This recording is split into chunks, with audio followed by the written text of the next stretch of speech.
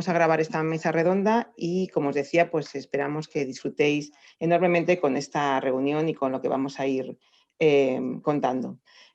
La mesa va a tener dos partes, una breve introducción a cargo de la vicerrectora de Investigación, Innovación y Doctorado de la UPM, Asunción Gómez Pérez. Muchísimas gracias, Asun, por colaborar en esta iniciativa y por lo que nos va a contar, básicamente la situación de la mujer en la UPM y algunas de las iniciativas que se están desarrollando, ¿no?, sobre este tema.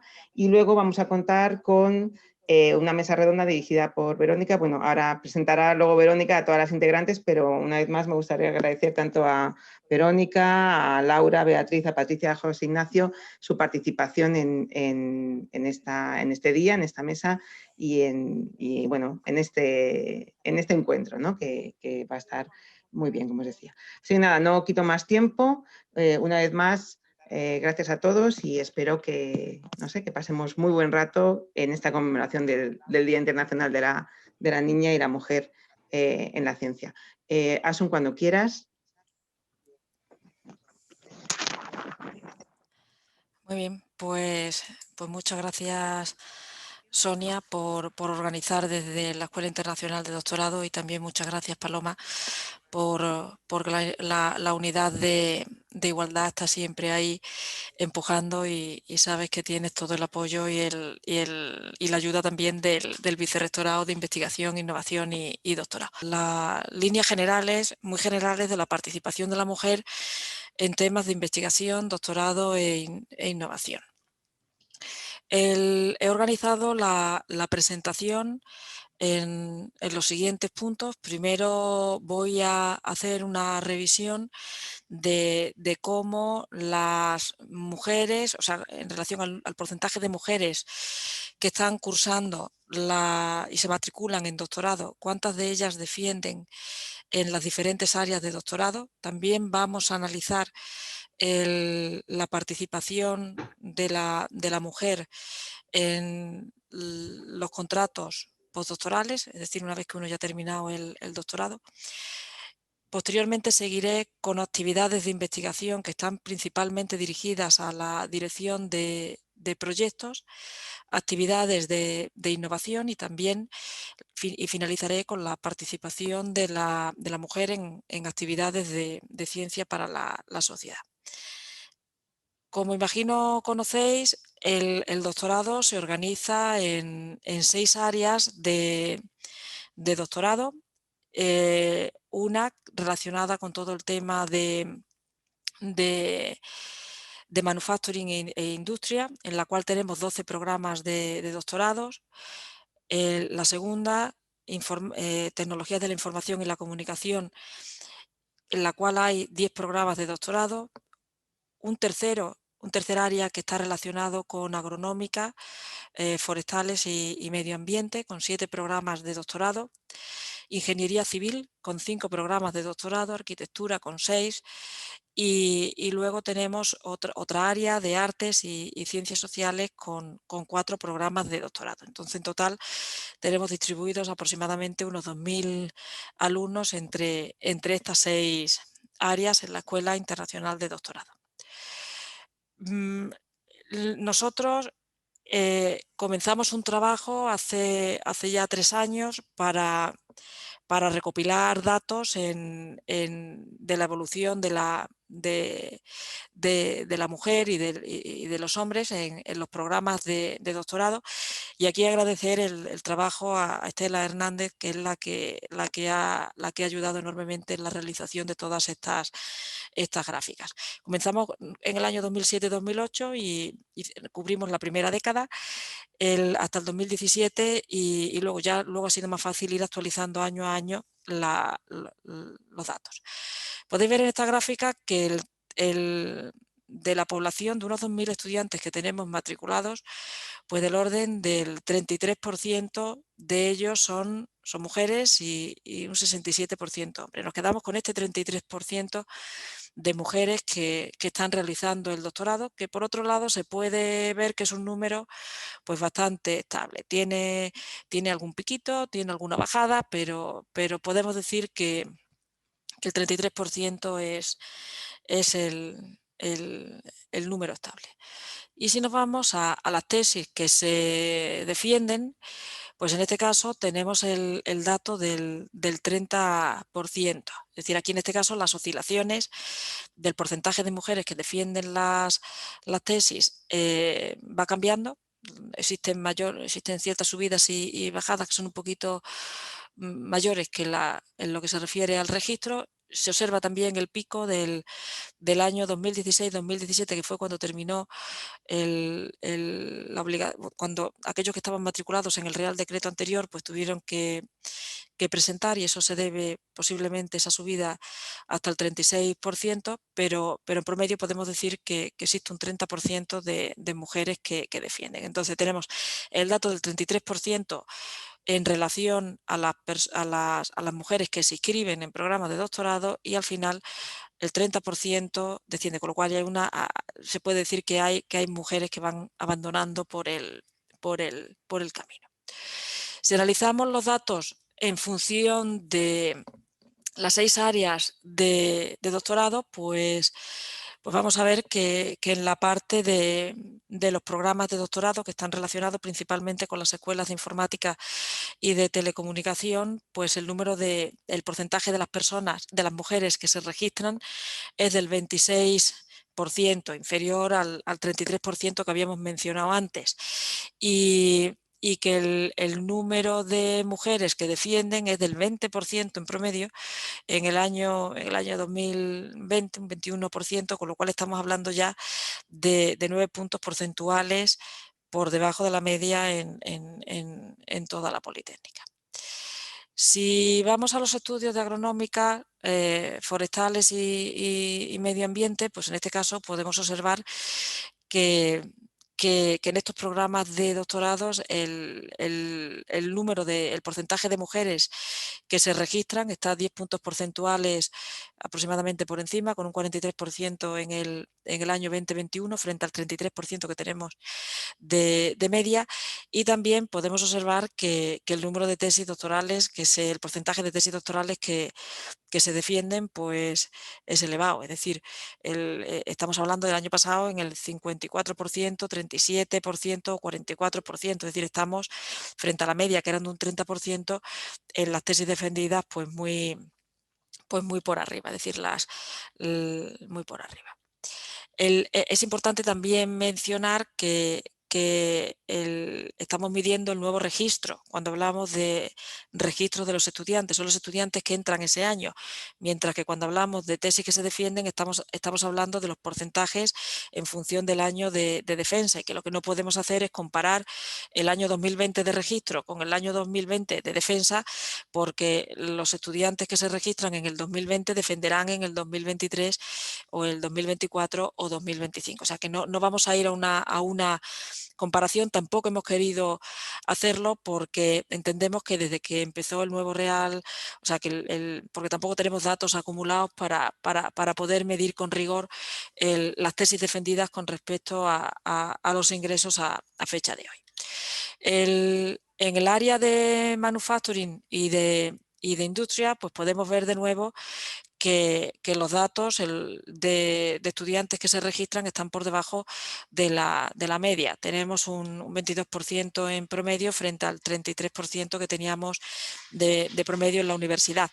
Y en lo que se refiere a las tesis defendidas, pues aquí ocurre también lo mismo. Estamos por debajo de ese 30 por ciento, llegando a los 9 puntos porcentuales, al igual que ocurría en el área de informática y telecomunicación.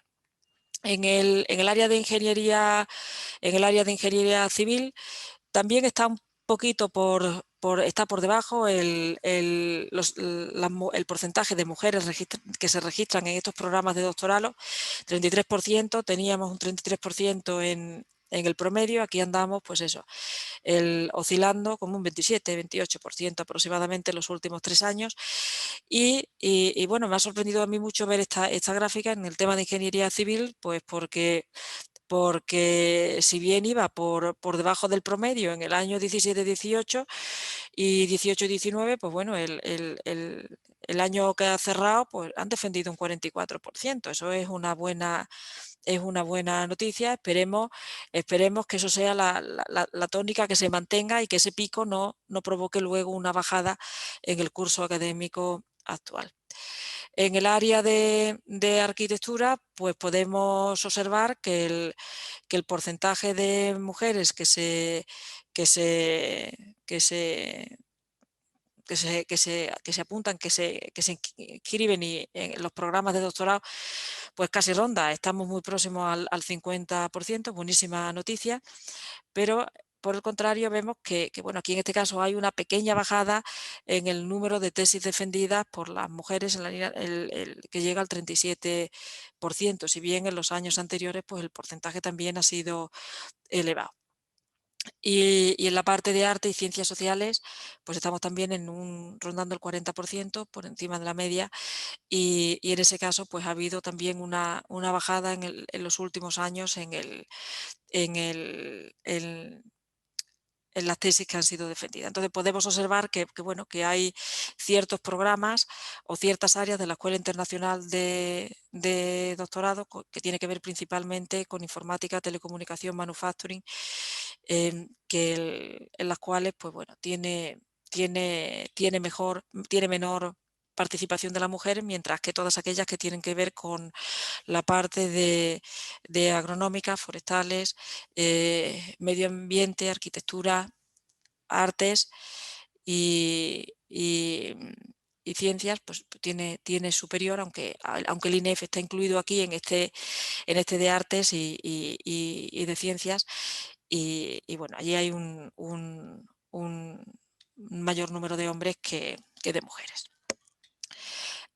Si analizamos la participación de la mujer por nacionalidades, pues podemos ver que las mujeres españolas pues rondan ese 31%, 2 puntos porcentuales menos con respecto al número de mujeres registradas, pero sin embargo, si lo analizamos desde el punto de vista de mujeres de nacionalidad extranjera, pues está por encima 2 puntitos porcentuales sobre ese promedio de mujeres que están inscritas en programas de doctorado. Es poco significativo el dato, pero bueno, parece que hay un poco más de mujeres extranjeras. En esta gráfica, pues bueno, lo que analizamos es en los PIF, en el personal investigador en formación que está contratado por FPU, que son los contratos del ministerio. Pues vamos a analizar cuántos de los supervisores son hombres y mujeres y también analizar cuántos de los beneficiarios de estos contratos son hombres y mujeres. El pico del año 2011, pues no existió la convocatoria, eso se debe al cero, y bueno, podemos observar pues que la mayoría de los supervisores son hombres y que el 18% en promedio son mujeres. Estoy refiriendo solamente al conjunto reducido de personal investigador en formación que tiene los contratos del ministerio, que son muy competitivos. Y si lo analizamos desde la perspectiva de los estudiantes de doctorado que obtienen estos contratos, en este caso, pues podemos ver que en el periodo del 2007 al 2019, pues el 30% son mujeres. Desde aquí, pues me gustaría hacer una llamada a la participación a todos aquellos que pensáis hacer un doctorado o que estáis en el primer año de doctorado. Es importantísimo que si tenéis buenos expedientes vayáis a las convocatorias que proporciona el ministerio y con el fin de poder incrementar el número de estudiantes que tienen estos contratos que son muy, muy prestigiosos. Y bueno, también se ha realizado un estudio en donde, pero esto no está presente aquí en la gráfica, en donde hemos llegado a la conclusión de que la mayoría de los estudiantes de doctorados FPU que son mujeres, pues suelen tener un supervisor que es, que es hombre. En lo que se refiere, hay otras convocatorias también de programas que financian a los estudiantes de doctorado, que son los contratos FPI de personal investigador en formación, que van a ir asociados a proyectos competitivos que han sido a proyectos competitivos. Estas becas o estos contratos FPI van asociados a proyectos que han sido concedidos en el Plan Nacional, y hay proyectos que tienen la fortuna de poder sacar esos contratos. Pues bueno, en la gráfica de arriba podemos ver, y si la comparamos con la anterior, pues podemos ver que tenemos un número mayor de estudiantes contratados bajo esta figura, y que en este caso pues el 35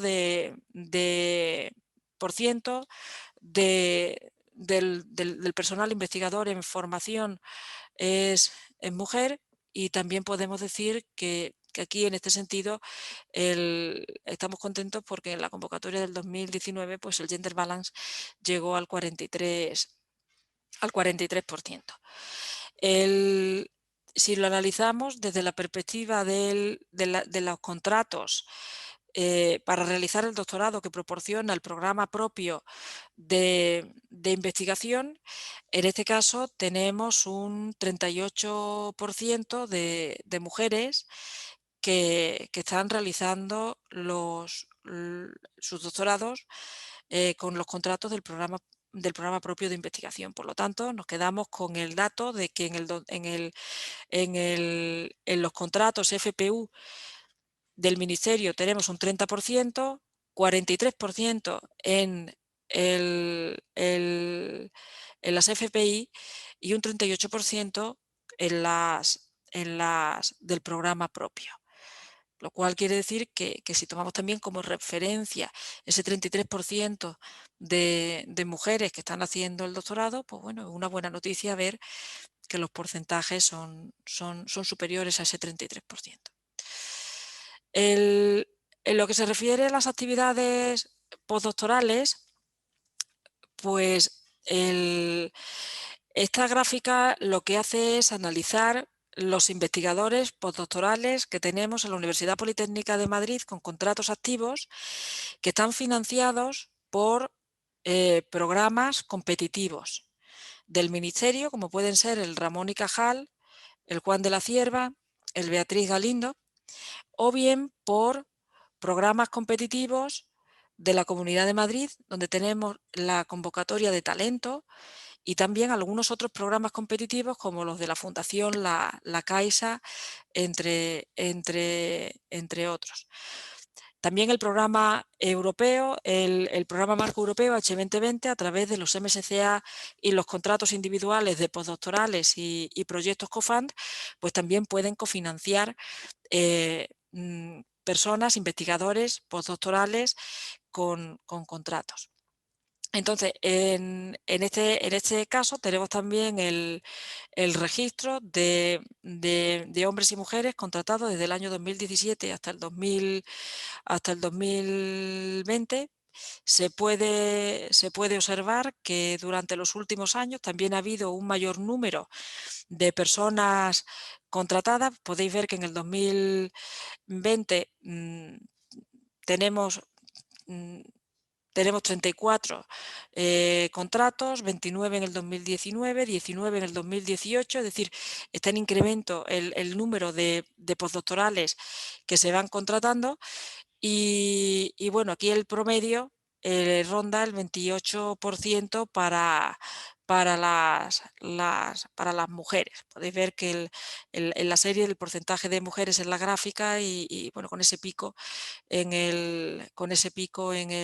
en el año 2018, lo cual es el único que se ha producido, pero bueno, podemos decir que en media ese 28% pues es un número que está acorde con otra cifra que tenemos en la UPM, un poquito por debajo del promedio de las otras cifras, pero pero es un buen indicador de que tenemos mujeres postdoctorales y que debemos y que deberíamos ser más, que deberían ser más.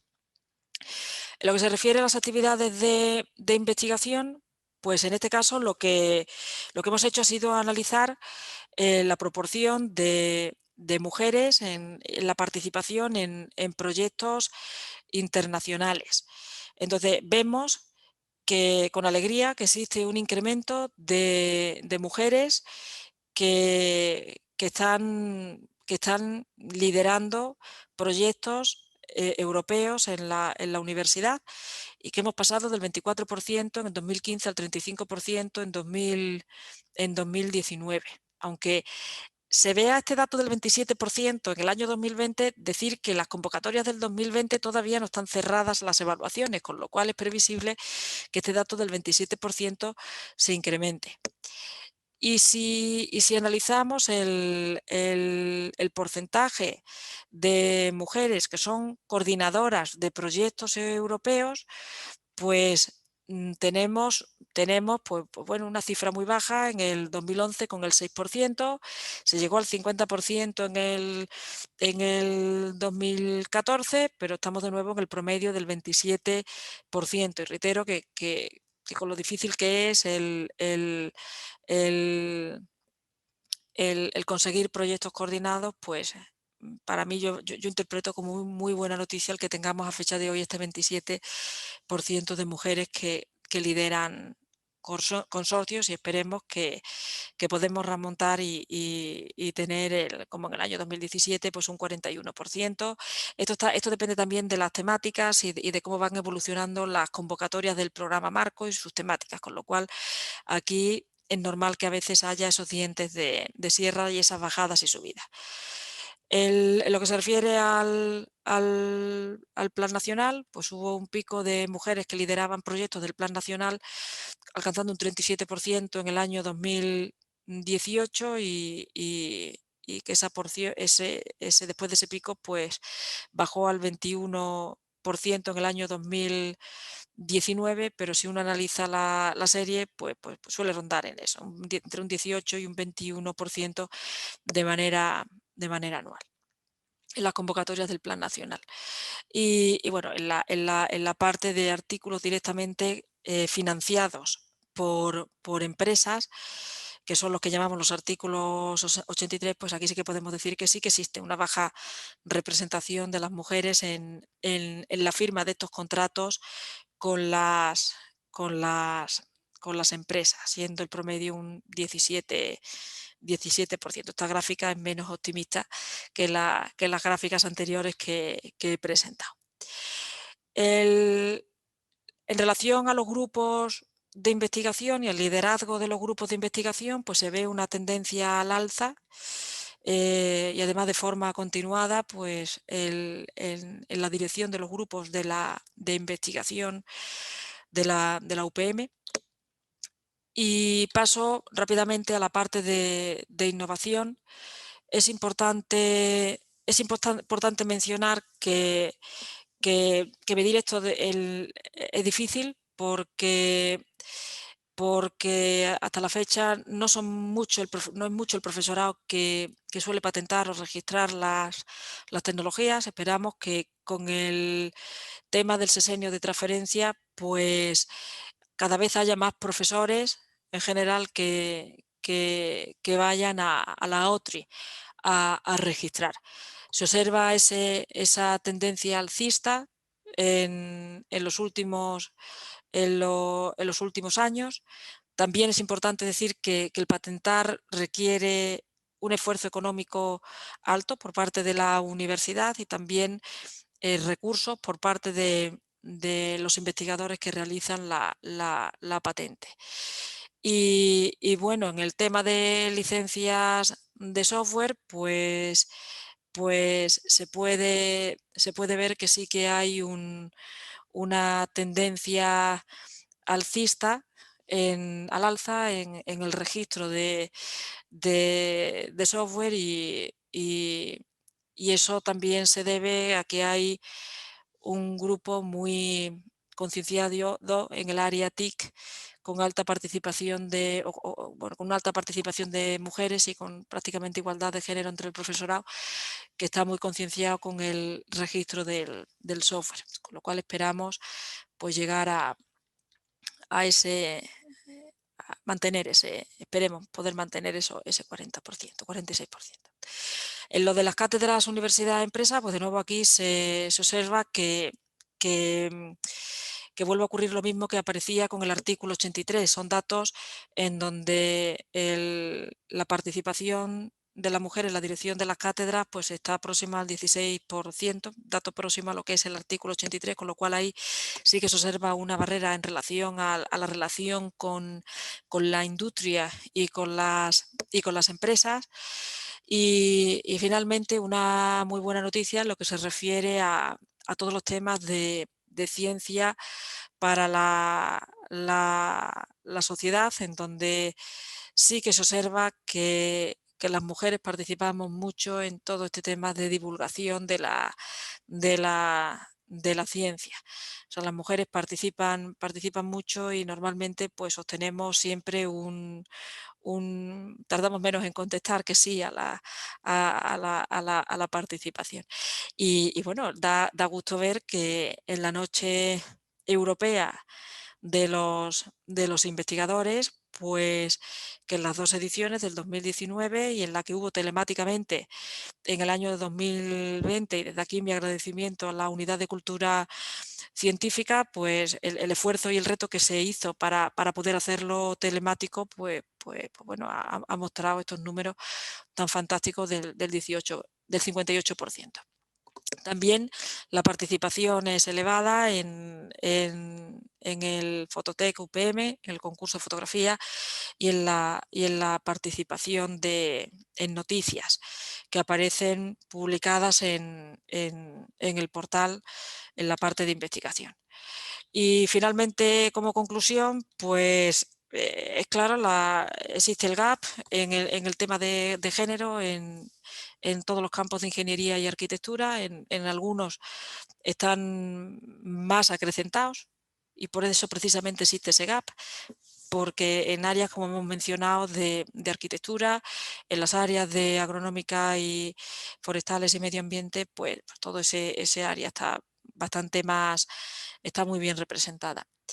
Y bueno, nosotros estamos de una forma continua, pues siempre intentando promocionar en todas las actividades del vicerrectorado, en lo que se refiere a investigación, innovación, gestión y doctorado, pues la participación de la mujer. En el programa propio también incluimos en algunas convocatorias especialmente dirigidas a jóvenes doctores, pues toda la casuística de género. Y bueno, ya con esta transparencia termino y estoy a vuestra disposición pues para unos pocos minutos, un par de preguntas, porque no me da para más. Muchas gracias por su atención.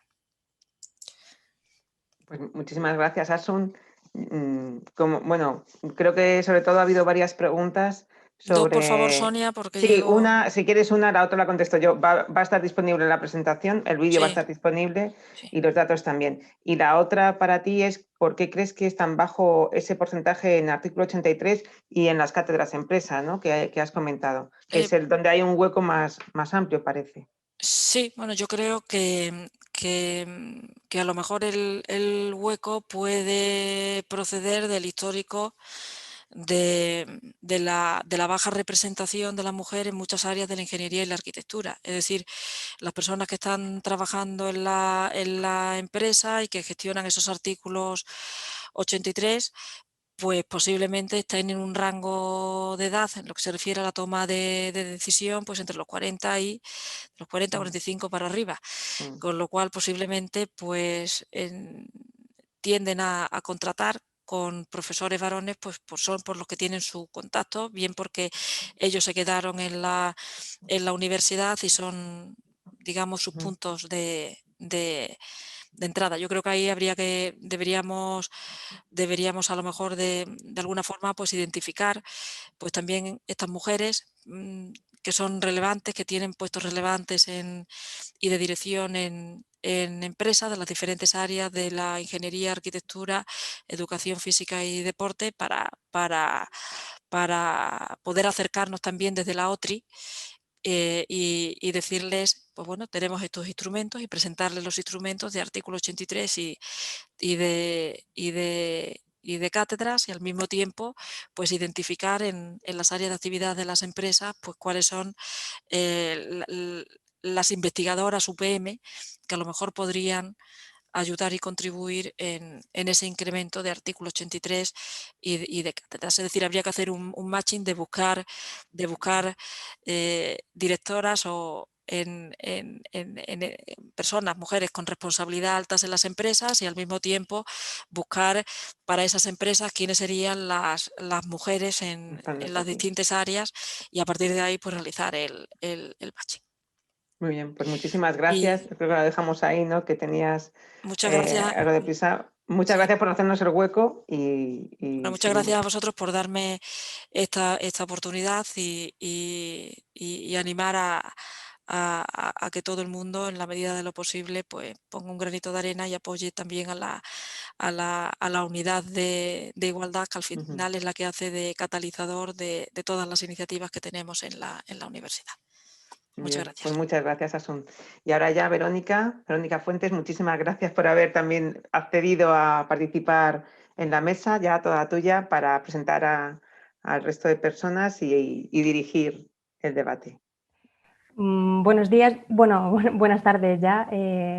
Soy Verónica Fuentes, redactora de SINC, y bueno, pues os quiero dar la bienvenida a esta mesa redonda online que se celebra con motivo del Día Internacional de la Mujer y la Niña en la Ciencia, y está organizado, como decían antes, por la Unidad de Igualdad, la Escuela Internacional de Doctorado y la Unidad de Cultura Científica de la Universidad Politécnica de Madrid. La idea de este encuentro es concienciar del papel de la mujer en la ciencia y despertar vocaciones científicas en las más pequeñas.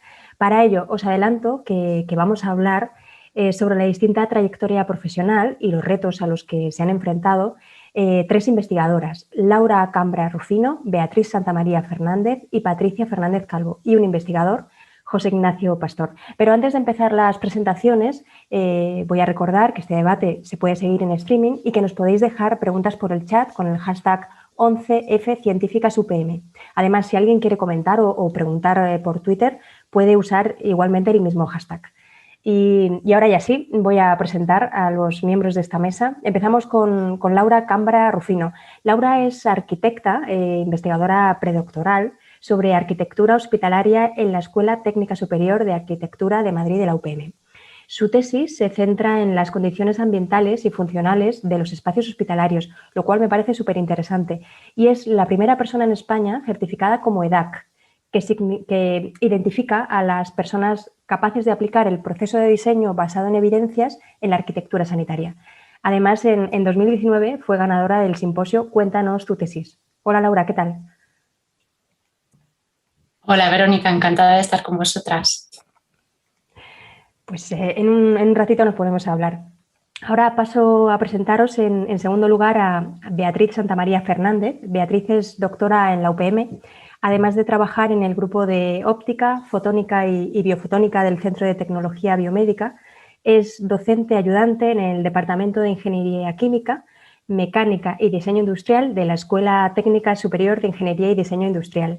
También participa activamente en actividades de divulgación a favor de la inclusión de la mujer y la niña en la ciencia, siendo miembro de la Asociación de Mujeres Investigadoras y Tecnólogas, la AMIT, y del Comité del Área de Mujeres de la Sociedad Española de Óptica. Hola, Beatriz. Buenas, Verónica. Muchas gracias por tenerme aquí conmigo hoy. Gracias a ti por estar con nosotros. También tenemos a Patricia Fernández Calvo. Patricia es doctora en biología y trabaja en el Centro de Biotecnología y Genómica de Plantas de la UPM INIA. Es experta en el estrés de las plantas y su respuesta de defensa. Además, en 2019 fue galardonada con el premio L'Oréal for Women in Science, que reconoce el trabajo de investigadoras destacadas que han contribuido al progreso científico. Su objetivo es conseguir una agricultura más sostenible en un futuro próximo. ¿Qué tal, Patricia? Muy bien, muchas gracias por invitarme y nada, que la conversación sea ilusionante para todos.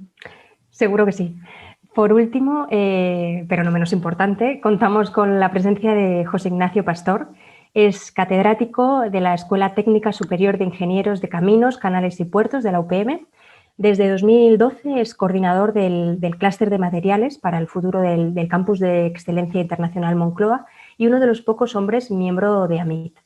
Ha sido galardonado con diversos premios, algunos de los cuales reconocen su larga trayectoria de difusión científica y tecnológica, y desde hace 3 años organiza las sesiones de las Jornadas de Ingenieras para Salvar el Mundo, que están dedicadas a disminuir la brecha de género en la ciencia e ingeniería.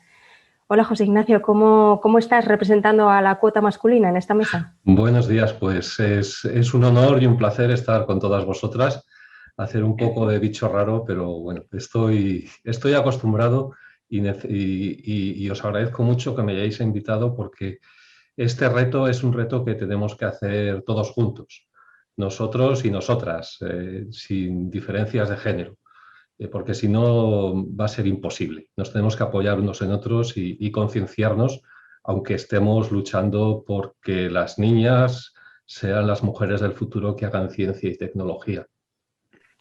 Totalmente de acuerdo. Si os parece, vamos a empezar el debate hablando de las cifras que nos ha contado la vicerrectora de Investigación, Innovación y Doctorado, Asunción Gómez. ¿Qué os parecen? ¿Qué habría que cambiar para que el porcentaje de hombres y mujeres fuera más igualitario en estas carreras? ¿Por qué es importante, en definitiva, que estemos hablando hoy de mujeres en ciencia, tecnología e innovación? Si os parece, por organizarnos, empezamos con el orden en el que os he presentado. Laura. Yo creo que lo que debería ser también igualitario es el reparto de tareas de los cuidados de familiares, porque creo que muchas veces la mujer no está tan representada porque se limita al entorno más doméstico, que lleva muchísimo más tiempo y es tiempo que no le puedes dedicar a tu carrera profesional. Sí. Beatriz. Bueno, estoy de acuerdo con Laura que en estadios ya más avanzados de la carrera profesional es verdad que la influencia del cuidado de las personas, tanto niños como mayores, influye mucho en la carrera profesional, pero yo creo que el reparto de esas tareas tampoco está en manos de los estamentos para la hora de poner medidas contra ello. La verdad es que yo me he llevado una sorpresa con los datos que ha enseñado Asun, porque yo me había quedado un poquito en los del 2019 y la cosa parecía que iba bajando, pero ha ido en aumento y el hecho de que estemos hoy aquí seguro que va impulsando más esos datos a favor de la mujer. Esperemos que sí. Patricia, ¿qué opinas? Pues a mí me parece que días como hoy pues son muy necesarios pero no suficientes y que esto es un tema de educación desde la base. Entonces, yo creo que tendríamos que cambiar un poco nuestra mentalidad a la hora de educar a las niñas. Pues eso, como dicen los indicadores, desde los 6 años que ya perciben ese gender bias, esa desigualdad de género e intentar pues trabajar en ese tramo de edad para que vean que son capaces de todo y que luego no se queden en la parte más social, pues como decían Laura y Beatriz de los cuidados, sino que aspiren a todo y a más porque son capaces. Sí. O sea, desde la educación. Totalmente. José Ignacio, cuéntanos y también si puedes añadir el papel, ¿no?, que tendrían los hombres en este cambio, ¿no? Si deberían implicarse más para conseguirlo. Pues, muchas gracias, Verónica. Coincido con las 3 intervinientes anteriores, pero yo creo que hay varias cosas. Me voy a extender un poquito porque he reflexionado mucho acerca de esto. Efectivamente, a partir de los 6-9 años es cuando se empiezan a notar las diferencias en las preferencias de chicos y de chicas, pero todo esto viene desde la base. Desde el momento del nacimiento empezamos socialmente a tratar distinto a un niño y una niña y les empezamos a coartar posibilidades. Y esto es algo que tenemos que cambiar, empezando por las letras del reggaetón que cosifican a la mujer y la sexualizan y la ponen en segundo orden, como los padres que muchas veces tenemos miedos respecto a que una mujer se vaya a poner a trabajar en un mundo muy masculinizado, donde posiblemente el progreso en su profesión va a ser más difícil. Entonces, esto es una concienciación social muy importante. Os voy a dar un dato que es una tontería, pero quizás refleja mucho esto. En 2010 se modificó la ley por la cual todas las mujeres en España, todos los nacidos en España, mejor dicho, tenían que llevar como primer apellido el del padre y como segundo el de la madre. En 2017 hubo una modificación porque hasta ese momento, es decir, hasta hace 2 días, en caso de que no hubiera acuerdo entre los padres, lo que predominaba era la opinión del padre. A partir de 2017 es un funcionario el que decide, en caso de conflicto, que hubiera. Con más de 200.000 nacimientos al año, uno podría pensar, bueno, pues habrá unos cuantos de cientos de miles de casos en los que durante estos 10 años los nacidos llevaban el apellido de la madre. Solamente hay 17.000. No hemos cambiado prácticamente nada. Tenemos leyes muy buenas que promueven la igualdad, pero necesitamos cambios sociales muy, muy profundos. En la universidad, lamentablemente, nos quedan muy lejos estas etapas iniciales donde los profesores de primaria o de preescolar son esenciales, pero podemos hacer muchas cosas. Yo hace un par de años hice una propuesta en el Consejo de Gobierno para que, en la línea que decía Asun, una serie de alumnas tuviesen mentoras que podrían ser investigadoras importantes de la universidad o de fuera de la universidad, egresadas, de forma que las allanasen esa dificultad, sobre todo en las carreras donde hay más diferencia de género en su representación, pero no solamente de la carrera, sino después en su desarrollo profesional. Eso ayudaría mucho, yo creo que ayudaría mucho. No se puede hacer con todas, pero podríamos hacer un corte, por ejemplo, por notas y bueno, tratar de conseguir algún patrocinio también económico y que fuera una especie de premio que podría hacer que atrajésemos a más jóvenes preuniversitarios a elegir carreras científicas y tecnológicas duras. No nos vamos a engañar porque son duras como las que se hacen en la UPM. Tenemos una fama de dura que es cierta, pero yo creo que también formamos muy bien a nuestros egresados. Y eso echa a veces atrás a las mujeres. Esto es una idea entre otras muchas. Y ya no me extiendo más. Gracias. No, yo creo que has tratado temas que quiero que desarrollemos más adelante. Voy a empezar con el que habéis hablado tanto Patricia como tú. Hay muchos estudios que muestran que, pues eso, a una edad muy temprana, desde los 6 años, las niñas dejan de considerarse intelectualmente brillantes, lo cual es terrible. Y bueno, pues es verdad que hay muchos estereotipos sociales de género, pero ¿son acaso las ciencias especialmente propensas a este cliché de disciplina pues reservada a mentes privilegiadas o en lugar de, al fin y al cabo, una actividad hecha por hombres y mujeres a los que les gusta su trabajo? No sé quién quiere empezar. Bueno, yo tengo algunos datos, si queréis, hechos con mis alumnos y con estadísticas de selectividad, y las mejores notas de selectividad, las punteras suelen ser hombres, eso es cierto, pero el promedio de la nota de las chicas en selectividad es mejor, y si no, podemos irnos a carreras donde piden mucha nota, por ejemplo, arquitectura o, por ejemplo, medicina. Arquitectura, dentro de la Politécnica, es donde más mujeres hay, estamos al 50%. Medicina probablemente están al 80% y las notas de corte son muy, muy altas. No hay un problema. Lo que pasa es que las mentes más brillantes femeninas, no sé por qué las encauzamos hacia lo que creemos atención social inmediata, cuando la ingeniería también es una atención social, hacemos casas, hacemos carreteras. Pero esa vocación, de alguna forma, yo creo que socialmente la llevamos al ámbito biosanitario. Y perdona, creo que Beatriz también quiere hablar. Sí, y a mí, de hecho, me gustaría dar otro punto de vista a este tema, porque es verdad que la ciencia requiere de mentes muy brillantes, pero no podemos poner esa barrera a personas que, sin tener una mente excepcional, quieran seguir sus pasos en una carrera científica. La carrera científica requiere tanto de gentes con ideas felices, ideas locas, como personas tenaces, constantes, que puedan ser capaces de ejecutar esas ideas locas, y esa sinergia es lo que va a llevar a la ciencia adelante, tanto ciencia masculina como en femenino. Pero esa barrera de mentes brillantes son necesarias, por supuesto, pero las ciencias son para todos. yo creo que ese mensaje deberíamos dejarlo claro. Me quedo con esta frase. No sé si Patricia o Laura queréis añadir algo más a lo que han dicho Beatriz y José Ignacio. Yo sí puedo, sí. Que lo que estabas comentando de que ya desde pequeñas a las niñas les dejan de interesar los temas científicos.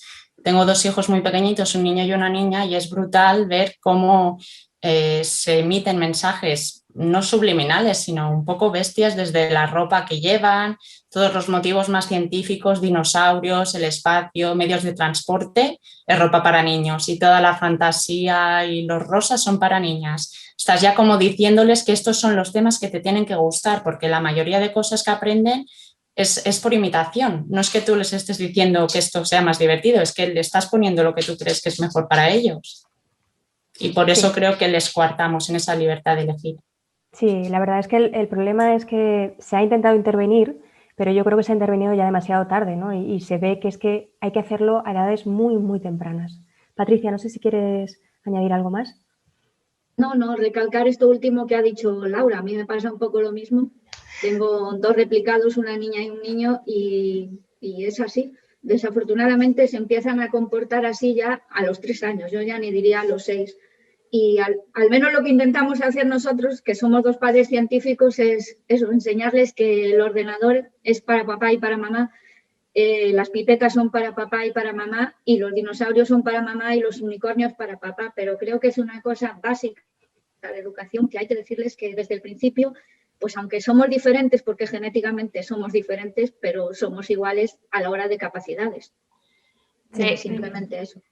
Beatriz, sí. De hecho, hablabais de 6 años, es verdad que hubo hace un par de años que se publicó un artículo, pero el año pasado justamente una investigadora, Inés Solves, creo, de la Complutense de Madrid, publicó ya que ella hizo el estudio entre edades de 4 y 9 años y ya veía ese sesgo a los 4 años.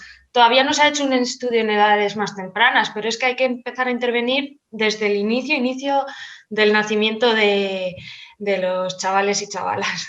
Totalmente, porque como decía Laura, si al final tú estás, por ejemplo, con los regalos, ¿no? Regalándole muñecas o todo eso, al final lo que pasa es que los datos apuntan a que a las chicas les interesan más por las profesiones relacionadas con la dedicación, el cuidado a las personas o con una aplicación, como decía José Ignacio, clara en la sociedad y menos con lo abstracto o lo técnico, ¿no? Y además, lamentablemente, estas últimas carreras son las carreras de mayor prestigio social y económico. ¿Qué se puede hacer, ¿no? ¿Qué factores creéis que son los que más alejan, ¿no? Al final a las mujeres de estas carreras científico-tecnológicas?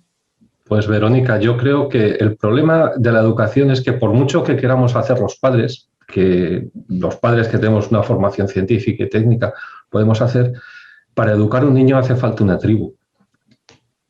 Y la tribu nos manda unos mensajes muy claros.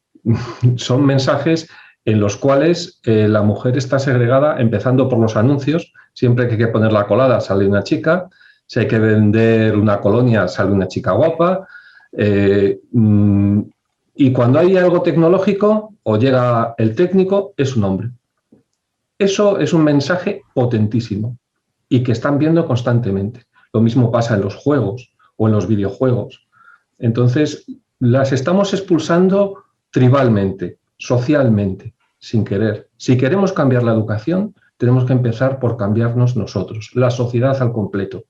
No podemos esperar que ellos lo cambien, que luchen contra nosotros. Tenemos que ayudarles, dándoles no solamente ejemplos, sino todo un entorno en el cual puedan desarrollar en igualdad. Pero si el entorno ya les mueve hacia la desigualdad, hacia infravalorarse, van a llegar cuando tienen ya una conciencia de unidad, de ese desarrollo del neuroaprendizaje, que van a tomar un rol, y aunque las niñas a los 6, 9 años tienen mejores notas en ciencias que los niños en promedio, se consideran peores, lo cual es alucinante. Sí. Y en la universidad mi experiencia es que las chicas son mucho más constantes y la proporción de aprobados con las chicas es mayor. O sea, no son peores. Otro de los problemas es que las mujeres tienden a ser más modestas a la hora de mostrarse como una figura de autoridad, a pesar de, como decías, de destacar en su campo profesional. ¿Sucede también en el mundo académico? ¿Se sigue atribuyendo el éxito femenino al trabajo y la constancia y el masculino a un talento natural? Hombre, yo creo que el talento no puede catalogarse ni de femenino ni de masculino, ya partiendo de esa base, pero sí que es verdad que quieras o no, sí que yo creo que nos han educado, o la cultura nos ha educado a ser un poco más molestas, y eso es, más modestas, perdón, y eso es algo que hay que romper desde un principio. Y de hecho, siguiendo un poco con qué podríamos hacer para intentar romper todas esas barreras que nos ponen el no poder acceder a puestos más altos, sí que necesitamos un montón de referentes. Ahora hay un montón de iniciativas en los que se da a conocer pues Marie Curie, Heidi Lamar, un montón de gente, pero referentes actuales del día a día, porque si una chica tiene de vecina a una científica, a una investigadora o a una directora de no sé qué empresa, pues es mi vecina, y si mi vecina sí lo tiene, ¿por qué yo no puedo acceder a ese tipo de puestos? Ya como que te lo empiezas a creer más. Entonces las referentes yo creo que pueden jugar un gran papel en el mundo científico, como los programas de mentoras que ha dicho antes José Ignacio, que también puede ser un gran avance en ello, para ello.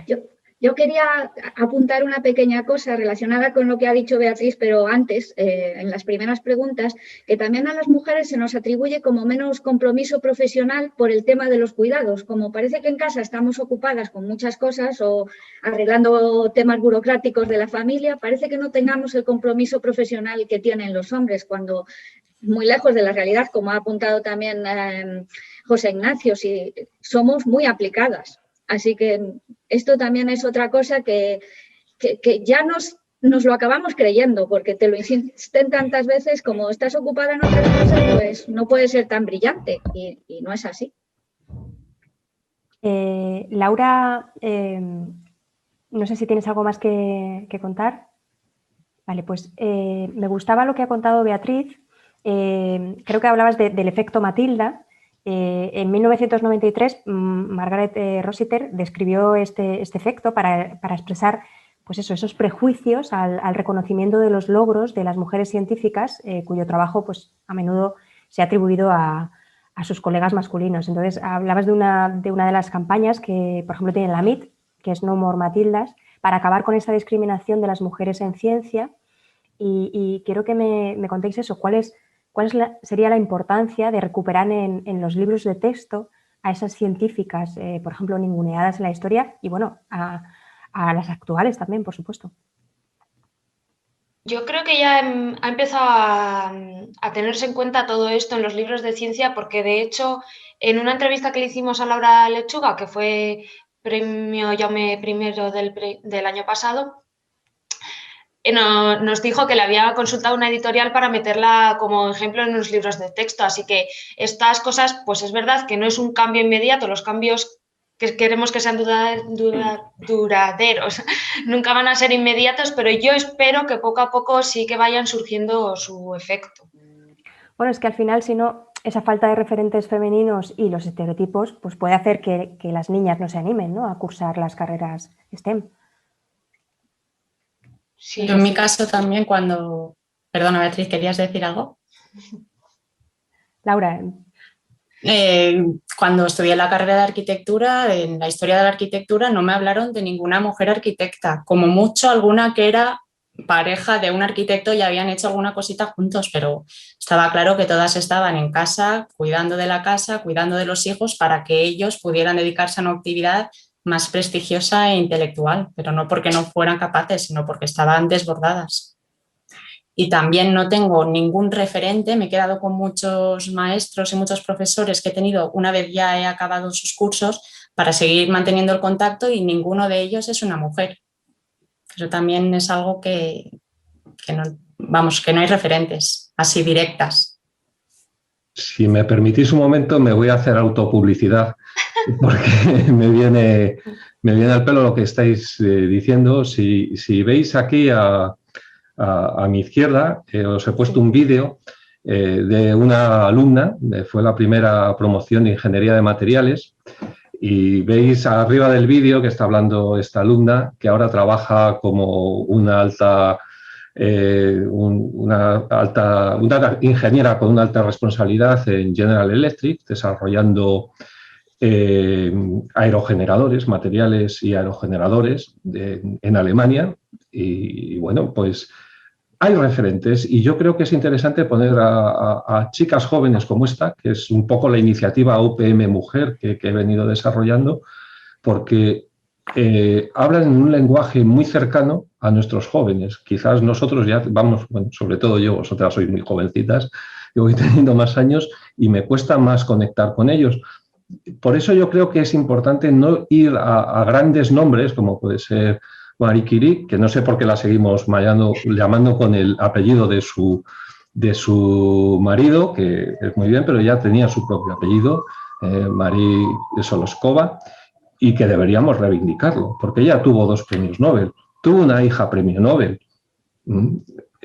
Es que son cosas que no se cuentan. Y hay un montón de ingenieras, de científicas, que están haciendo una gran labor. No hace falta ser un premio Nobel, hace falta ser cercano y contar, como veis ahí, el caminito que les ha llevado a ser lo que son hoy en día.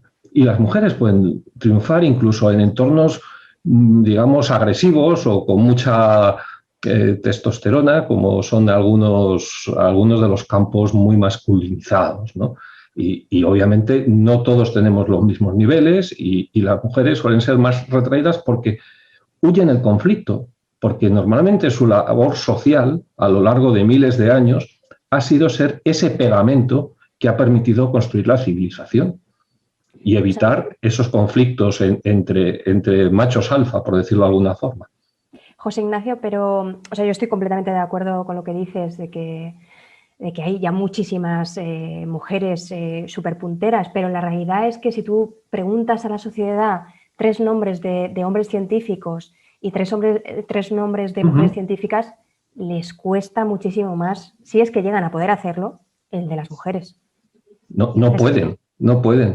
Pero por eso creo que las iniciativas tienen que ir no a esos nombres superpunteros, que está muy bien que estén, pero quizás es más difícil encontrarlos.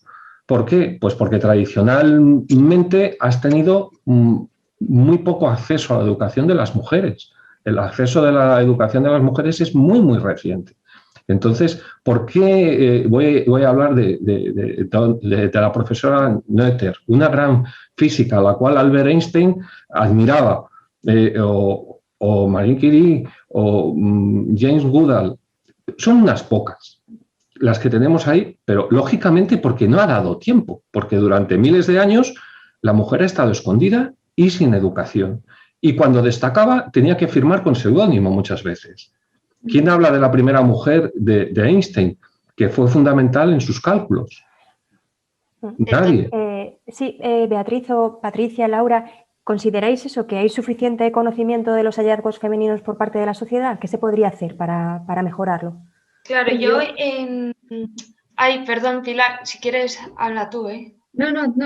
Dale, Beatriz, venga. Que yo quería un poco seguir el hilo del que ha tirado José Ignacio y decir que, a ver, es verdad que hay muchos referentes femeninos, etcétera, pero también tenemos mucha culpa nosotros, todos aquellos que estamos intentando organizar eventos, etcétera, de no incorporar mujeres que existen en todas las especialidades. Y es verdad que además a raíz de cosa de 2 o 3 años ha empezado a hacer listados de mujeres en todos los tipos de áreas y hay muchas asociaciones, por ejemplo los de Sedóptica, que ya han aprobado códigos éticos de cómo organizar un evento que sea ecuánime en cuanto a la participación femenina y masculina.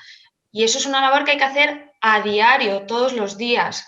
Y sobre todo entre todos, y aprobar medidas así también dará lugar a dar visibilidad a las mujeres actuales.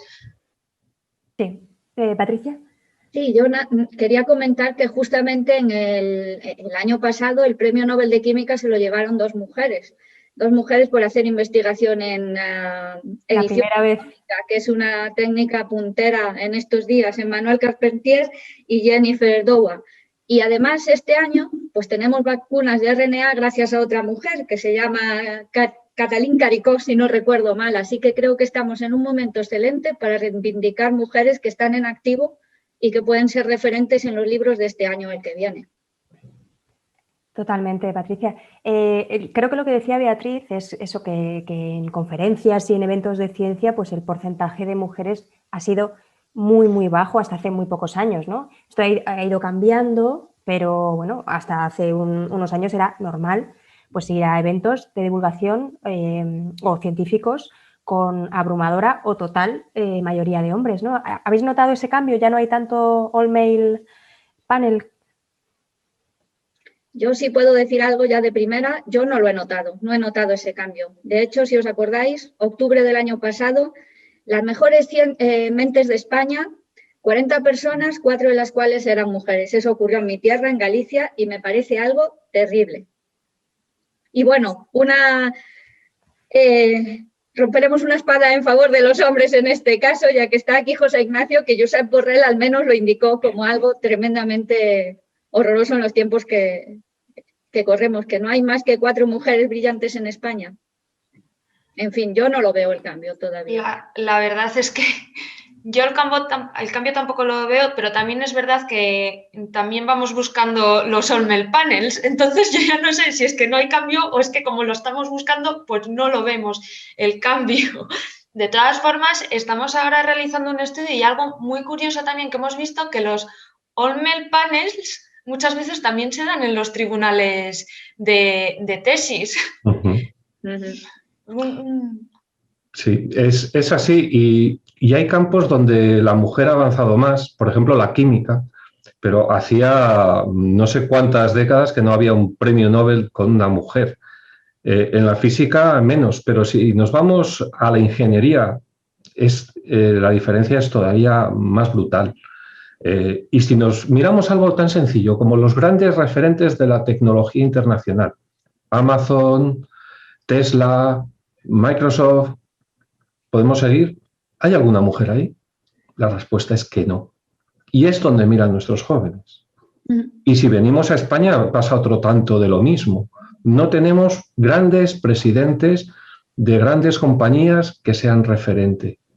Y en la universidad, pues obviamente decía nuestra vicerrectora Asun que en artículo 83, es decir, en contratos con empresas, son sobre todo hombres. ¿Por qué? Porque tienen contactos y porque son mayores y tienen una relación.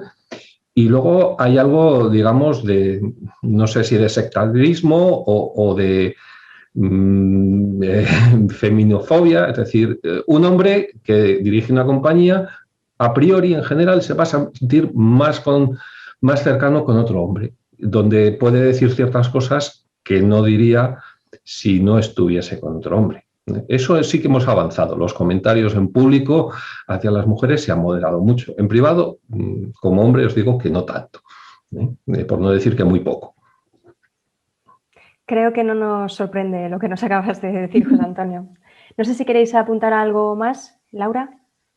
Sí, yo como por donde me muevo es más de arquitectura y salud y sí que el sector sanitario hay más participación de mujeres que de hombres. Sí que en los congresos se ve a muchas mujeres, pero por ejemplo viendo el diseño de los hospitales, aunque esté ocupado por más profesionales mujeres que hombres, los diseños del propio hospital se suelen llevar a cabo por hombres más que por mujeres arquitectas.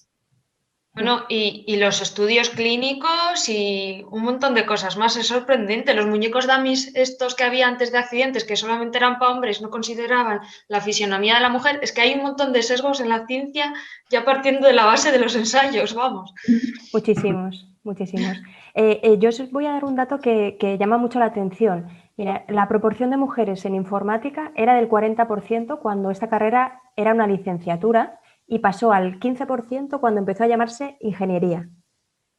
¿Qué pasa con las chicas? ¿Es que la palabra ingeniería tira para atrás? O sea, ¿veis que digamos que es importante todo esto? Yo creo que es por los estereotipos desde la infancia, o sea, lo que hemos hablado antes de los juegos, los juguetes, la ropa, los dibujos, toda la sociedad ya las enfocan hacia un tipo de carreras y no otras.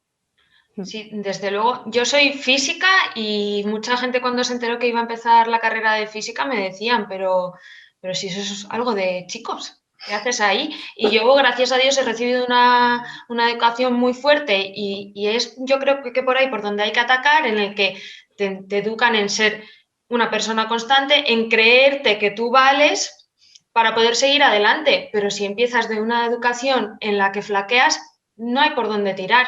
Entonces, igual las iniciativas sí que hay que orientarlas a edades tempranas, pero también hay que educar a la sociedad y a los padres para que sean capaces de inculcar esos valores a los hijos e hijas.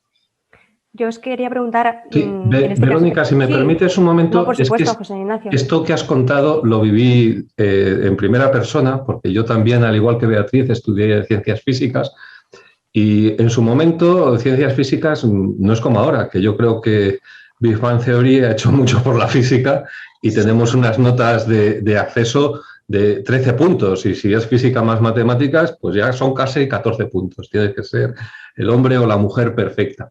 Pero en esa época, en la Facultad de Física Complutense, se admitían 400, 450, 500 estudiantes al año. La mayor parte de ellos venían rebotados de otras carreras. Muchos de medicina, muchos de mis compañeros de clase. Yo era un bicho raro, podía haber entrado en medicina, pero no, yo quería hacer físicas. Entonces, ¿qué pasaba? Que había 3 años en los cuales era común y llegabas a cuarto y había que elegir especialidad. Y en ese momento en físicas no había salidas prácticamente, salvo la investigación. ¿Qué ocurría? Que de esos 300 alumnos que llegábamos a cuarto, de los 500 de primero, 250 se iban a la especialidad que se llamaba cálculo automático. En matemáticas pasaba lo mismo con la especialidad de informática. Esas especialidades luego dieron lugar a la ingeniería informática, donde ya pedían una nota específica, alta. Entonces ya no podían ir rebotados. O sea que ese cambio histórico tuvo mucho que ver con otro proceso. No es que las mujeres eligiesen menos, es que estaban haciendo eso porque venían de otro campo y querían haber hecho otra cosa. Terminaron ahí un poco por azar. Entonces eso tiene su explicación histórica, ya digo, porque el grueso de los estudiantes de matemáticas y de física en esos momentos se iban a estudiar cálculo automático, informática y los demás, pues buena parte se iban a electrónica y unos poquitos pues a física teórica o física del estado sólido, que es lo que hice yo. Pues con respecto a lo que decía Beatriz, me gustaría que me contarais, en este caso las mujeres de la mesa, si alguna vez habéis recibido ese tipo de comentarios, ¿no? por lo que habéis estudiado o alguien ha puesto en duda vuestra valía por el hecho de ser mujer. Yo, exceptuando el comentario que he hecho, que además a mí me sirvió para reafirmarme y decir, mira, yo tiro ya para adelante con esto que me han dicho, como... Y eso me sirvió, vamos, para reafirmarme. Pero he tenido la suerte de no contar. Pero sí que es verdad que compañeras mías han sufrido comentarios o incluso que los hombres intenten arroparte de una manera un tanto paternalista cuando realmente no necesitamos ningún tipo de protección. Y eso sí que lo he vivido, no en mis propias carnes, pero sí en mi entorno. Laura o Patricia, ¿quién quiere empezar? ¿Laura? Vale. Yo no lo he notado así, pero sí que me he sentido en inferioridad de condiciones a la hora, por ejemplo, de organizar una estancia internacional y acababa de ser madre, tenía un bebé de 8 meses y obviamente no es lo mismo movilizar a toda la familia para estar 3 meses en otra universidad que un compañero mío que se podía ir él solo aunque tenía un hijo e iba y volvía y no pasaba nada y yo tenía que ir como contándoles mi vida privada a todo el mundo para justificar lo que podía y lo que no podía hacer. Del tema de conciliación vamos a hablar ahora mismo. Patricia. Sí, yo simplemente quería decir que a mí sí me han criticado que soy muy condescendiente o la palabra que usaron fue maternal con los estudiantes de doctorado a los que superviso y eso me ha parecido fatal porque yo creo que no está, no está en conflicto pues preocuparte del bienestar personal de tus estudiantes y de que profesionalmente progresen, pero bueno. Totalmente, además es darle una connotación, digamos, negativa a ese concepto ya me parece malo de por sí. Si te sirve de algo, a mí me han dicho siempre que soy muy paternal con mis estudiantes y me lo tomo como un halago. O sea que Sí, a mí me gustaría vamos. haceros una pregunta como mujeres cuando erais estudiantes. Y es, ¿habéis tenido alguna situación difícil con profesores? Me explico. Yo recuerdo un día que un profesor, siendo estudiante, dijo: hoy vamos a alegrarnos la vista. Vamos a sacar a la pizarra a no sé quién. Y era una chica, obviamente. Eso es un micromachismo que además yo entiendo que una mujer o una joven se puede sentir muy agredida. Pero luego está la parte de que en un entorno donde la mayoría de los alumnos son chicos, yo creo que cuando algunos profesores, que los hay y yo los conozco, han tratado de enviar ciertos mensajes confusos y con intenciones no muy claras hacia las alumnas, estas no se atreven a denunciarlo. De hecho, el número de denuncias contra profesores en las universidades yo creo que es ridículamente bajo y que no refleja la realidad. La pregunta es ¿por qué? O sea, vosotras como mujeres podríais responderme esto. ¿Por qué ante esas situaciones una joven universitaria que bueno, ya tiene más de 18 años no es capaz de decir el sistema me debe proteger, hay protocolos antiacoso, ¿por qué no funcionan? ¿Por qué no se activan? No sé si queréis contestar algunas. Bueno, yo creo que básicamente porque te encuentras en una situación de inferioridad. Y si estamos hablando pues, de un catedrático, de un group leader, de alguien muy famoso, ¿cómo vas tú a ir a decir que esa persona pues te ha dicho algo o tiene ese tipo de actitud? Yo creo que simplemente es porque te hacen sentir inferior porque, claro, no puedes, digamos, competir a la altura de una persona que ya es group leader, que lo ves como un ejemplo y dices, bueno, pues me estaré equivocando, algo así. A mí no me ha pasado, que conste, pero sí he visto casos de tener que ir a la revisión de exámenes como delito y me parece totalmente denigrante porque a los chicos no se lo exigen. Sí, yo creo que es evidente el miedo a la represalia en este caso, ¿no? Quería empezar a abrir un tema que creo que es muy importante y no quiero que terminemos sin tratarlo, que es la conciliación personal y laboral, ¿no? Algo que supongo que además con la pandemia pues habrá llegado a un extremo. ¿A qué obstáculos os habéis enfrentado para compatibilizar familia y carrera investigadora? Sé que Laura ha empezado a apuntarlo, así que si quieres continuar.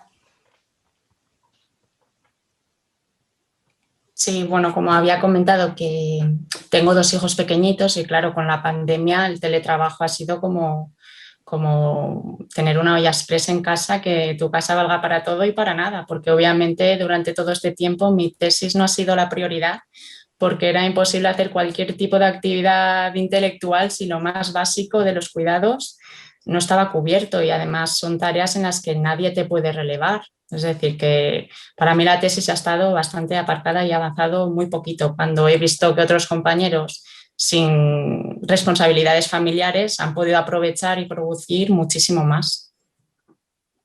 Sí. ¿El resto creéis que tener una vida personal rica es incompatible con una carrera profesional exitosa? ¿Y qué se podría hacer para mejorar en este sentido? Yo creo que no, que vamos, que tú puedes, a ver, es una profesión, es verdad, todas las profesiones científico-tecnológicas que si estás en un laboratorio trabajando pues requieren mucho esfuerzo, hay que ser constantes porque además del trabajo en laboratorio pues tienes que dar clases, supervisar estudiantes, pero yo creo que puedes tener tus aficiones de todas maneras y tener a tu familia. Ahora, yo no creo en ese tema de la conciliación en España no existe, es a base de esfuerzo y horas. Y ya está, o de tener un sueldo muy grande y emplear una parte para tener a alguien en casa que cuide de tus hijos. Y nada, eso es lo que quiero decir, pero puedes tener aficiones y puedes hacer muchas cosas, depende también en qué momento de tu carrera tienes más presión que en otros. Beatriz. Al final se trata de poner tus prioridades y hacer ciertos sacrificios. Pues si no puedes ir por los hijos al colegio y tienes que tener contratado a alguien, pero puedes tener hijos, puedes tener una carrera brillante, al final siempre va a haber prioridades. Lo que sí que me ha resultado muy curioso durante la pandemia, que hablabas de la conciliación, yo no tengo hijos, yo tengo un gato y un novio y los dos se cuidan muy bien solos. Pero es verdad que en la mayoría de las reuniones ha habido mujeres con los niños por ahí pululando y en todas las reuniones que he tenido ha habido hombres también, pero nunca ninguna de ellas ha hecho la intervención estelar de ninguno de las hijas ni hijos de ninguno. Así que yo creo que ahí ya estamos cometiendo un error, porque el cuidado debería de caer en la responsabilidad de ambos. Sí, solo por curiosidad, José Ignacio, antes ahora te dejo hablar. Sí, sí. ¿Cuántas veces te han preguntado sobre cómo concilias tu familia y carrera?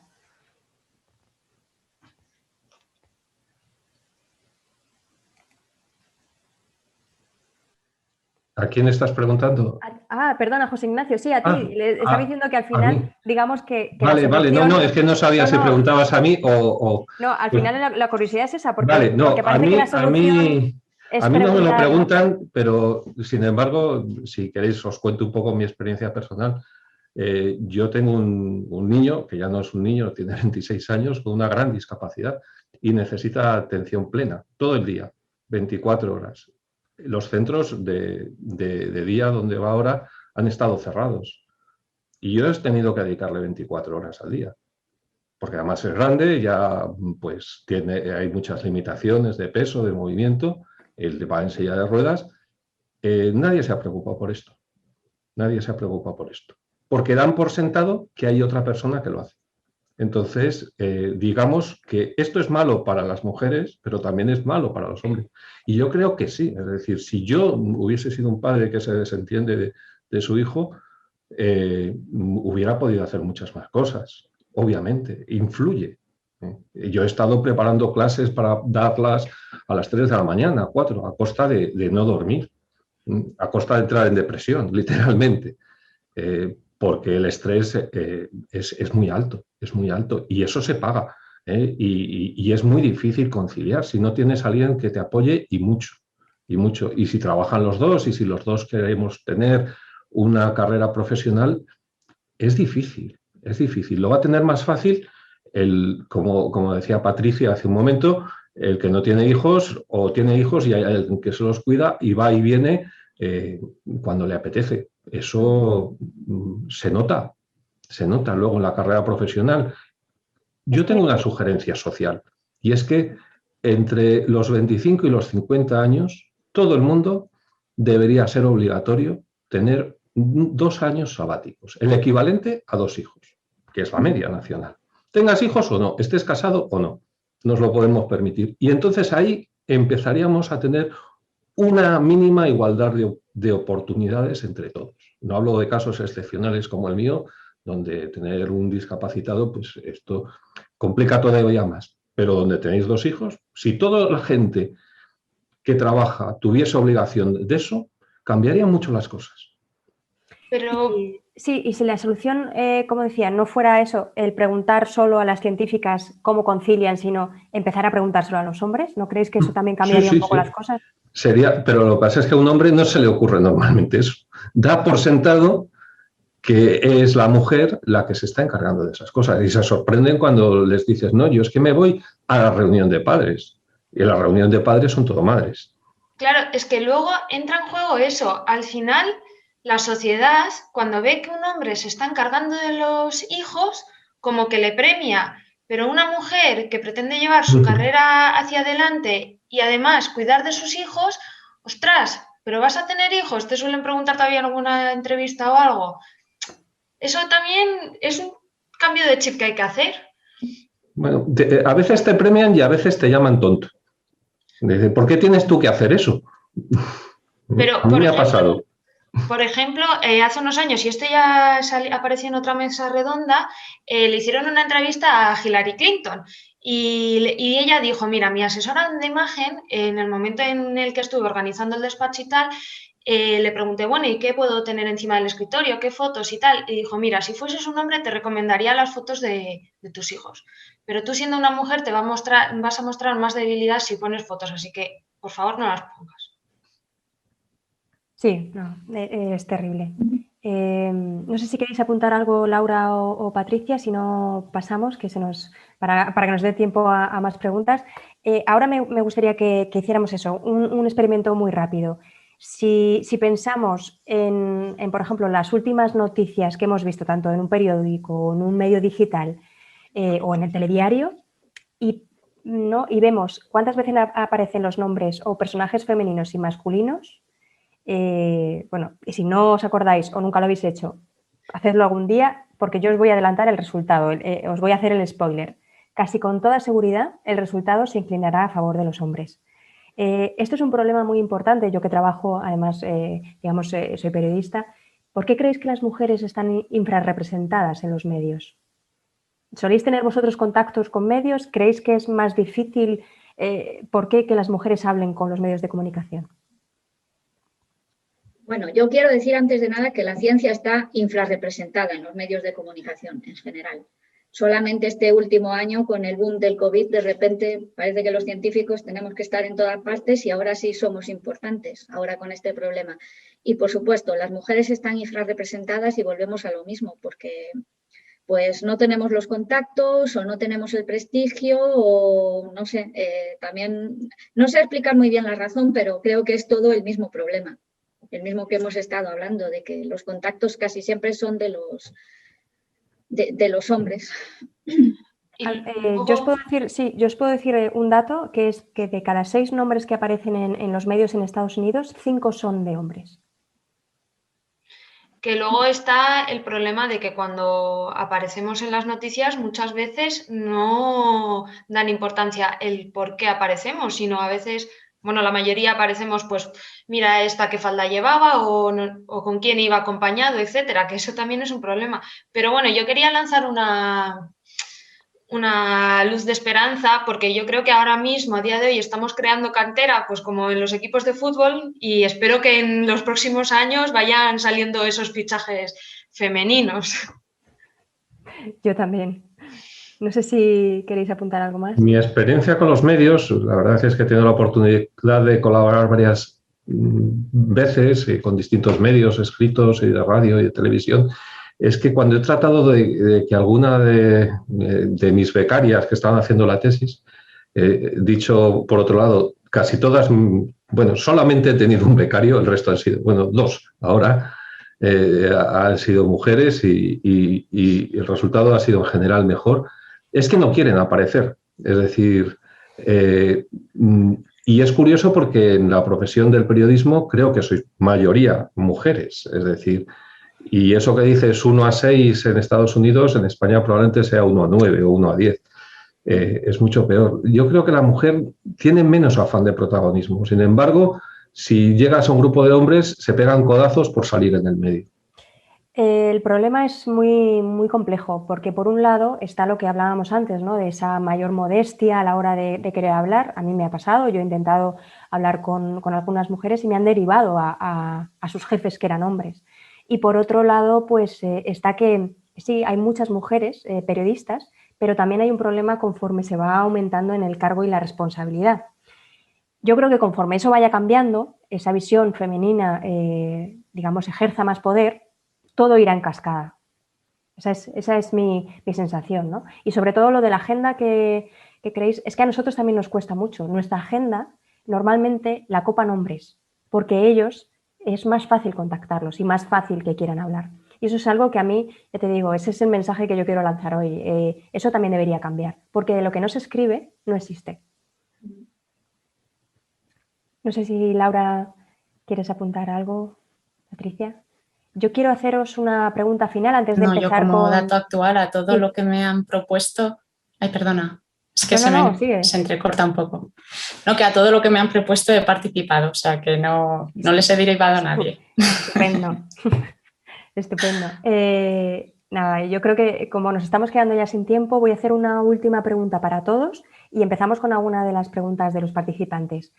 Quiero acabar con un cierre, ¿no? Y me gustaría, nada, 3 cositas que penséis que podéis hacer para que los más pequeños, especialmente las niñas, le tengan el mismo amor que vosotros a la ciencia.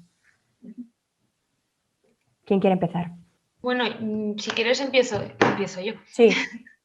Que yo creo que para dejar claro, los niños nacen, las niñas nacemos ya siendo científicos, porque es impresionante la emoción cuando descubren los dedos, cuando empiezan a andar, empiezan a abrir todas las puertas, los cajones y, a ver, es verdad que a veces es un poco molesto, pero hay que saber darle las herramientas necesarias a nuestras hijas para que sigan desarrollando toda esa curiosidad, no ponerle ningún tipo de barreras. Entonces yo creo que partiendo de eso podemos sacar muchas potenciales investigadoras y científicas.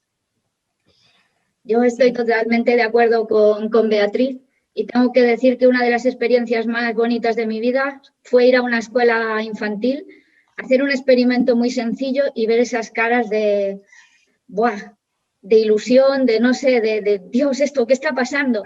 Y eso es fantástico. Así que yo creo que los científicos deberíamos estar en conexión con los colegios, sobre todo de primaria, y ir a enseñarles cosas muy sencillas que ellos valoran muchísimo.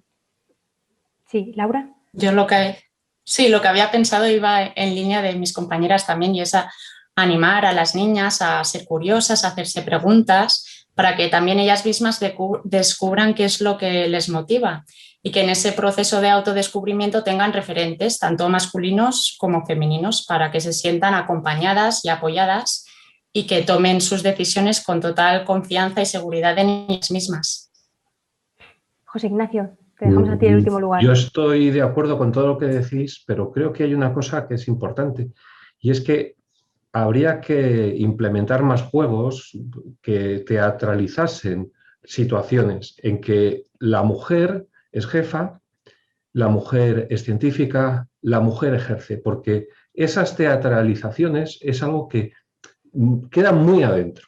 Y además, los chicos durante esas teatralizaciones tienen que quedar en un segundo nivel y las chicas tienen que hacer el esfuerzo de ponerse en un papel que no es el que habitualmente ven y el que habitualmente tienen en la sociedad.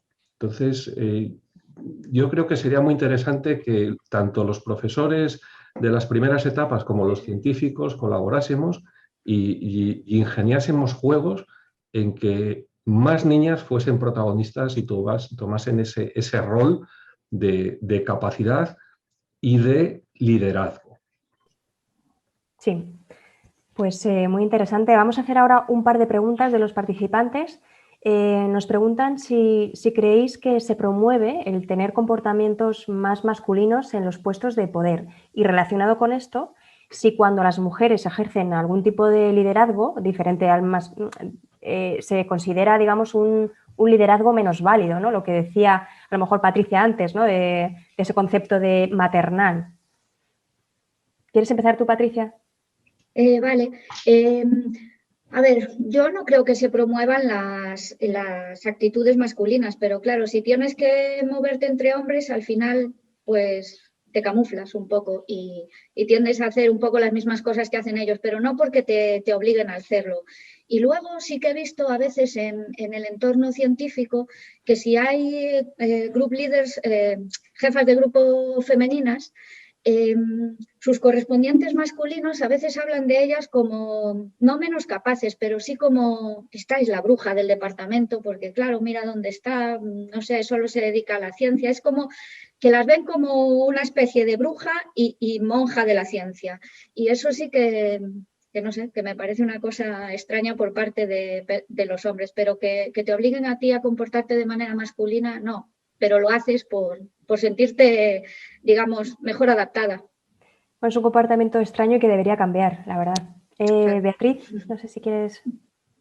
No, la verdad es que yo ahora mismo, haciendo esa pregunta, sí que me he ido a pensar en gente y es verdad que sí que adquieren un poco más, un lenguaje más,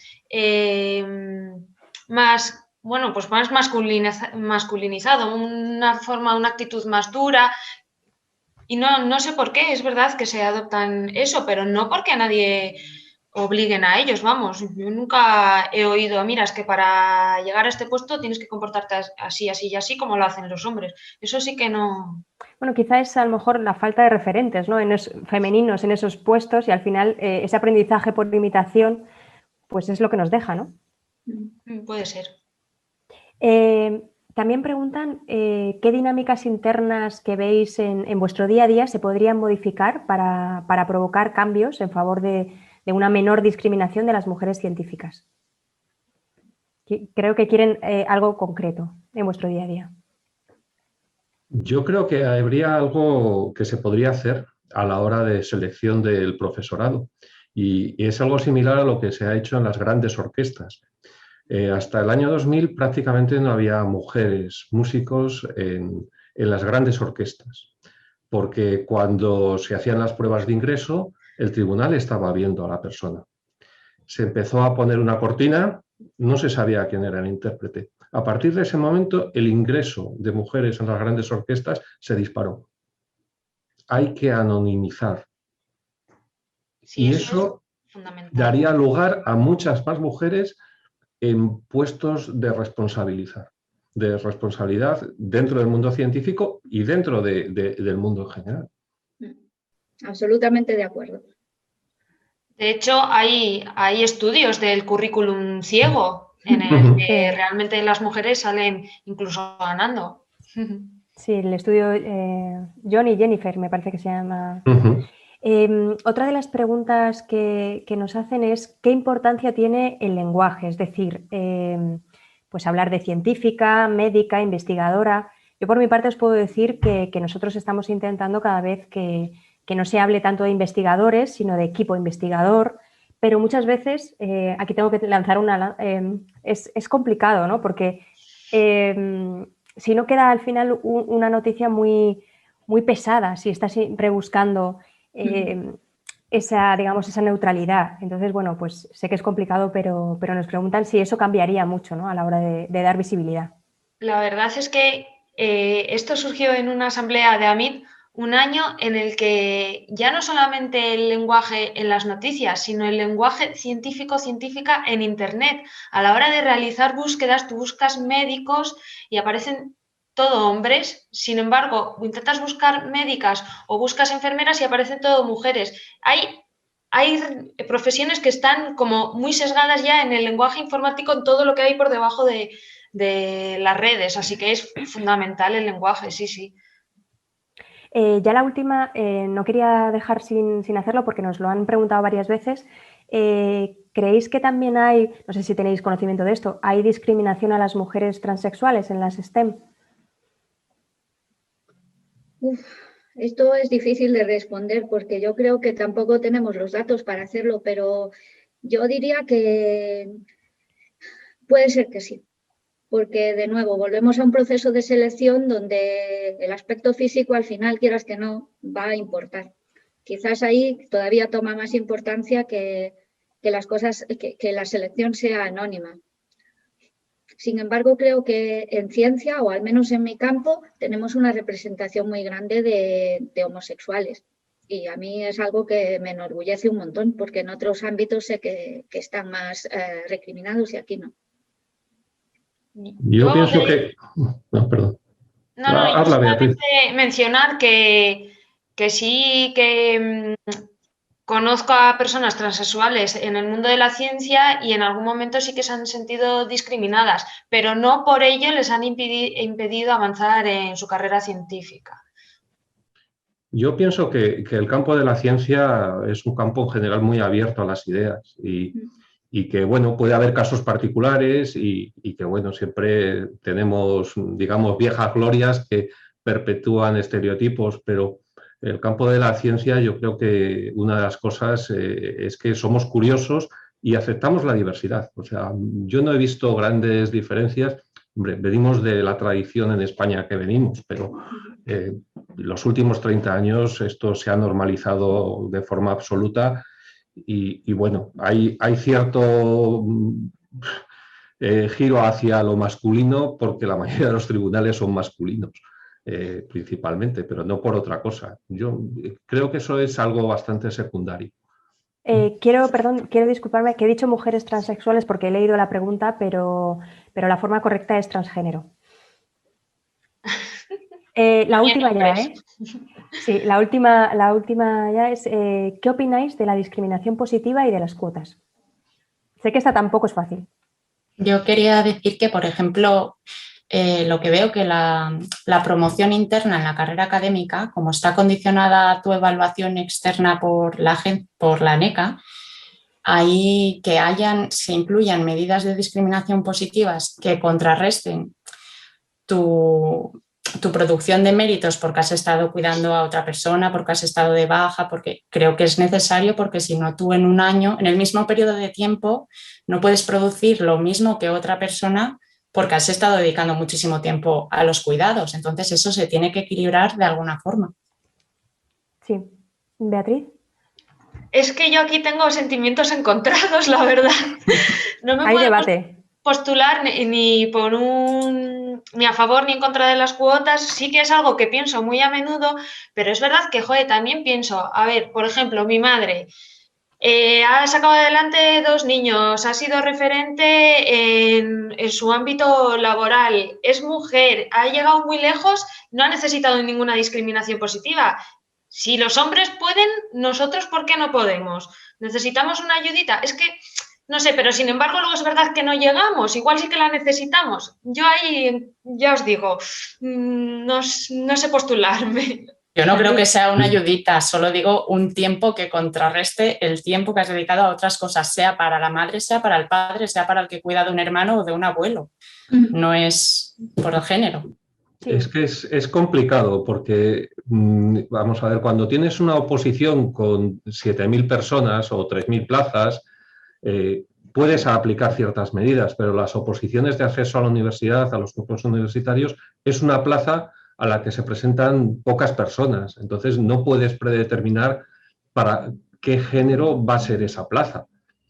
Lo que sí sería muy importante, desde mi punto de vista, es que se empezase a cumplir la legislación y que de verdad esos tribunales tuviesen un mínimo de un 40% de representación femenina, que normalmente no sucede. No sucede, es decir, se mandan 10 propuestas de tribunal, en el cual con suerte hay 4 mujeres, pero van de suplente, con lo cual, de facto, el tribunal que tienes es todo masculino, con suerte una mujer. Yo creo que eso deberíamos ser especialmente cuidadosos y promover que globalmente los tribunales haya el 50%, es decir, los tribunales suelen ser 5 personas, pues que haya tribunales de 3 mujeres, 2 hombres, tribunales de 3 hombres, 2 mujeres. Y eso es una labor que sí puede hacer la universidad, se puede hacer desde el rectorado para igualar. Porque eso es una pequeña trampa, el ponerlas como suplentes, que se está haciendo continuamente. Y bueno, parece que no importa mucho, pero yo creo que sí que puede influir en el resultado. Patricia, ¿quieres añadir algo? No. Pues bueno, me temo que tenemos que ir acabando, pero antes me gustaría dejar una reflexión final. Es verdad que a veces estos debates pueden desanimar, ya que los problemas pues, parecen enormes, incomprensibles y externos a nosotros, ¿no? Pero yo creo que hoy han quedado patentes varias cosas. No es cierto que las mujeres sean incapaces de trabajar muchas horas o que no puedan competir en campos altamente cualificados. Tampoco que sean menos analíticas que los hombres. Sin embargo, es una realidad que están poco representadas en algunos campos académicos, pues como decíamos, como la física o las matemáticas. Pero hoy lo que está claro es que es un buen día como cualquier otro para recordar que todos podemos hacer las cosas de otra manera para mejorar esta situación, para acabar con esos clichés que limitan las expectativas de las mujeres desde su infancia, para que no persistan los obstáculos en el acceso a los altos cargos en ciencia, para que se optimice la conciliación laboral en la investigación académica y para que se muestren de forma masiva como figuras de autoridad en su campo profesional y académico y, por supuesto, ante los medios de comunicación. Esperemos que así sea y pronto. Yo creo que en esta mesa redonda hemos podido comprobar que cada vez estamos más cerca, o por lo menos que así lo queremos. Y ahora ya sí, muchas gracias a la UPM por la organización de un encuentro tan necesario, a los 4 participantes que nos han dado su valioso punto de vista y a todas las personas que nos han seguido en directo. Hasta pronto. Gracias. Gracias. Gracias. Gracias y hasta luego. Gracias. Hasta luego. Gracias a todos.